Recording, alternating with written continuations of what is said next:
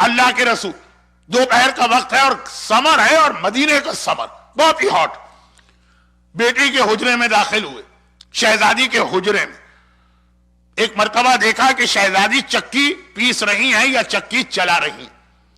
بیٹی نے باپ کو آتے دیکھا، ایک مرتبہ باپ کے استقبال کے لیے کھڑی، مگر ذرا سا اپنے ہاتھوں کو ایسا لگ رہا ہے کہ چھپا رہی۔ اللہ کے رسول کی نگاہ چکی پر پڑی تو دیکھا چکی پہ شہزادی کے ہاتھوں کا خون لگا ہوا ہے، خون۔ ایک مرتبہ گھبرا کے کہا کہ بیٹی ذرا اپنے ہاتھ تو دکھانا۔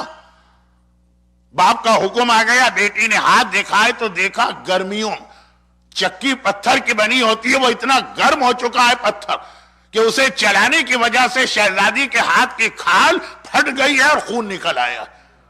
یہ شہزادی کونین کی بات کر رہا ہوں، یہ رسول کے ٹکڑے کی بات کر رہا ہوں، یہ کائنات کی افضل ترین خاتون کی بات کر رہا ہوں۔ ایک عام باپ اپنی بیٹی کی یہ حالت نہیں دیکھ سکتا، اور کہاں سید کائنات اپنی ایسی بیٹی کے ہاتھوں کی حالت دیکھے گھبرا کے پوچھا بیٹی یہ کیا کیفیت؟ کہا کہ بابا میں یہ چاہتی ہوں، میں نے واقعے کو ذرا شارٹ کر دیا ہے، یہ دیکھ کر کے ٹائم بہت نکل رہا، میں یہ چاہتی ہوں، شہزادی کا جملہ سنیں، کہ جب مجھے موت آئے تو یا میں مصلی پہ اللہ کی عبادت میں ہوں اور یا گھر کے کاموں میں اپنے گھر والوں کی خدمت میں ہوں۔ بس موت کا فرشتہ جب آئے تو ان دو میں سے کوئی ایک کام، یا نماز ہو اور یا گھر والوں کی خدمت ہو۔